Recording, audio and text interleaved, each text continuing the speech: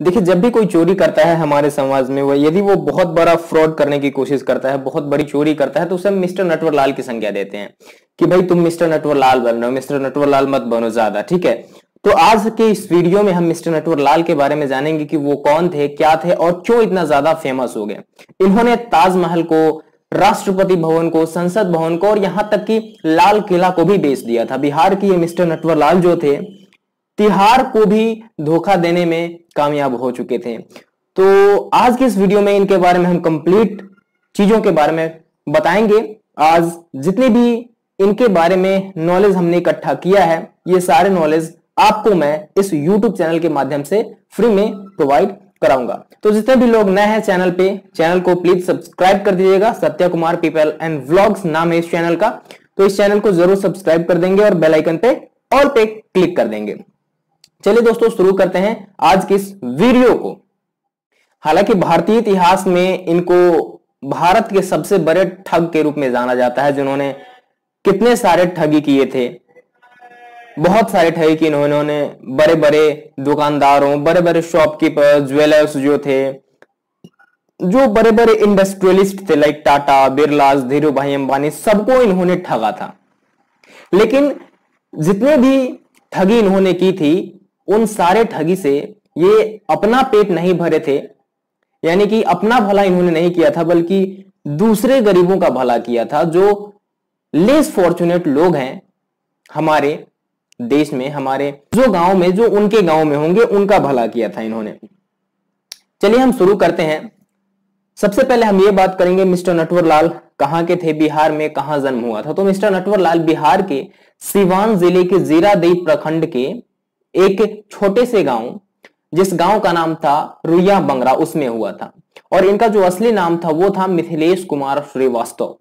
इनका जन्म 1912 ईस्वी में ब्रिटिश इंडिया यानी कि अंग्रेजों के समय में हुआ था, जिस समय पूरा देश स्ट्रगल कर रहा था देश की आजादी के लिए।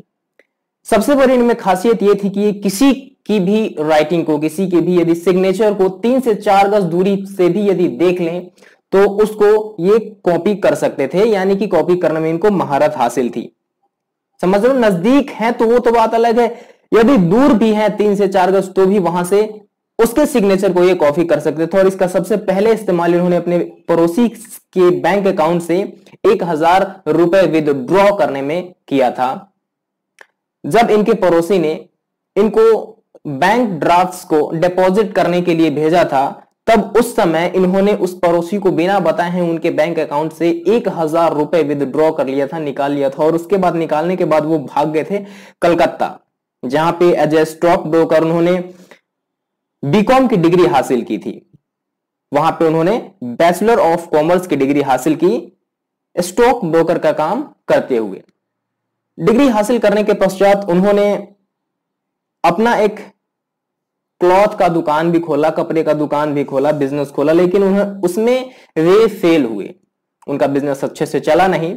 हालांकि उनके पिताजी एक स्टेशन मास्टर थे, अतः उनको रेलवे फ्रेट इंडस्ट्री के बारे में काफी जानकारी थी। रेलवे फ्रेट इंडस्ट्री क्या होता है? रेलवे फ्रेट इंडस्ट्री वैसा इंडस्ट्री होता है जिसमें जो कार्गो होते हैं, जो सामान होते हैं, एक जगह से दूसरी जगह लेके जाया जाता है, जिसको मालगाड़ी आप कहते हैं ना, उस इंडस्ट्री को हम रेलवे फ्रेट इंडस्ट्री के नाम से जानते हैं। तो उस चीज के बारे में इनको काफी ज्यादा जानकारी थी। क्यों ना हो भाई, इनके पिताजी स्टेशन मास्टर थे। तो एज अ बीकॉम डिग्री हासिल उन्होंने कर लिया था और स्टॉक ब्रोकर किए थे, तो बैंकिंग रूल्स के बारे में इनको काफी नॉलेज थी। और ऐसा ही होने से इन्होंने बहुत सारी चोरी को, बहुत सारे ठगी को अंजाम दिया था। सबसे पहली बार 1937 में इन्हें अरेस्ट किया गया था 9 टन लोहा चोरी के केस में। 9 टन यानी कि 10 क्विंटल में 1 टन होता है। 9 टन यानी कि 90 क्विंटल सोना इन्होंने चोरी किया था। उन्होंने इतना ही नहीं किया था, ये तो शुरुआत है। अभी इन्होंने बहुत सारे दुकानदारों को, सैकड़ों दुकानदारों, बहुत सारे भी नहीं कह सकते हम, सैकड़ों, जो बहुत सारे से भी ज्यादा हो जाएंगे, सैकड़ों दुकानदारों, सुनारों और बैंकर्स को भी लूटा था। लूटा नहीं था, हालांकि ठगा था। बहुत सारे विदेशियों को भी ठगा था। एक विदेशी को इन्होंने तो संसद भवन ही बेच दिया था। और ये सारे काम जितने भी ठगी इन्होंने किया था, एक नाम से नहीं बल्कि अलग अलग नामों से किया था, अलग अलग भेष बदल कर किया था, जितने भी इन्होंने ठगी किया था।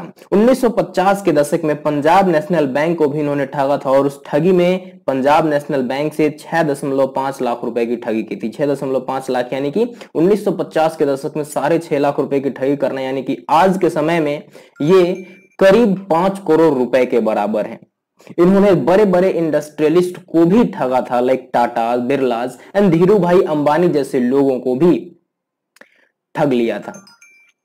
एक विदेशी को तो मैंने बताया कि संसद भवन भी बेच दिया था। कितनी हंसी आती है जब आप ये सुनते हैं कि भाई एक ऐसा व्यक्ति था जिसने ठगी का एक महारथी हासिल कर लिया था। सिग्नेचर किसी की भी कर सकते थे, और जितने भी चोरी इन्होंने की थी, जितने भी ठगी इन्होंने की थी, ऐसा लोगों का विश्वास है, ऐसा लोग जानते हैं, ऐसा लोग मानते हैं कि इन्होंने कोई भी चोरी अपने फायदे के लिए नहीं की थी। जितने भी चोरी इन्होंने किए थे सब के सब अमीर लोगों से किए थे। जितने भी ठगी किए थे अमीर लोगों से ठगी किए थे, और वे सारे ठगी के पैसे गरीबों में बांट दिया करते थे, जो लेस फॉर्चुनेट लोग होते हैं उनके बीच बांट दिया करते थे। आज भी आप इनके गांव यदि आप विजिट करेंगे, मैंने बताया कि रुइया बंगरा इनका गांव है, जो कि जीरादेई प्रखंड में आता है। वो जीरादेई प्रखंड सीवान डिस्ट्रिक्ट में आता है, और सीवान डिस्ट्रिक्ट बिहार राज्य में आता है। तो यदि आपको कभी जाने का मौका मिले तो आप वहां के लोगों से यदि आप बात करेंगे, जो नेटिव लोग वहां के हैं, जो वहां पे रहते हैं, तो वहां के लोग भी इनके बारे में यही बताते हैं कि वे एक ठग तो थे लेकिन बहुत अच्छे व्यक्ति थे, जिन्होंने अपने फायदे के लिए अपना जीवन नहीं जिया था। एक बार डॉक्टर राजेंद्र प्रसाद भी इनको बुलाए थे सिग्नेचर कॉपी करने के लिए, तो उनका सिग्नेचर इन्होंने कॉपी कर लिया था। उसके बाद डॉक्टर राजेंद्र प्रसाद भी बोले थे कि चूंकि डॉक्टर राजेंद्र प्रसाद जीरादेई गांव से ही बिलोंग करते हैं, ठीक है, तो उस समय जब ये बुलाए थे तो वे बुलाए थे इनको, तो इन्होंने सिग्नेचर कॉपी करके तो दे दिया था। उसके बाद देख करके उन्होंने कहा कि तुम नौकरी क्यों नहीं कर लेते, मैं तुम्हें नौकरी दिलवा देता हूं। लेकिन इनको नौकरी करने का मन ही नहीं था, हालांकि बहुत सारे ठगी किए इन्होंने। तो आज भी आप जाएंगे इनके गांव में तो वे बताएंगे कि वे कैसे लोग थे, कि कई सारे जो लोग हैं वे उनको जानते नहीं, उनको देखे नहीं है, लेकिन उनकी कहानियां सुने हैं वे अपने दादाजी से या दादी जी से, जो आपको बताएंगे उनकी असलियत के बारे में कि क्या थे वो। जितने भी काम करते थे उसका फायदा वो खुद नहीं लेते थे बल्कि दूसरों को देते थे, ठीक है। उनपे जो टोटल केस थे 14 ठगी के केस थे, जालसाजी के 14 केस थे, और उन 14 केसों में 113 साल की सजा सुनाई गई थी। लेकिन वे जब भी किसी जेल में जाते थे वहां से अपनी चालाकी से भागने में कामयाब हो जाते थे, और ऐसा माना जाता है लोगों के द्वारा कि अपने 113 साल की सजा में सिर्फ 20 साल ही वे जेल में रहे। लास्ट बार जब मिस्टर नटवरलाल को पकड़ा गया था तो वो समय था 1996 का, और उम्र थी उनकी 84 वर्ष। और इस उम्र में जब उन्हें कानपुर जेल से एम्स दिल्ली ले जाया जा रहा था ट्रीटमेंट के लिए, तब फिर से वहां से ये भागने में कामयाब हो गए थे।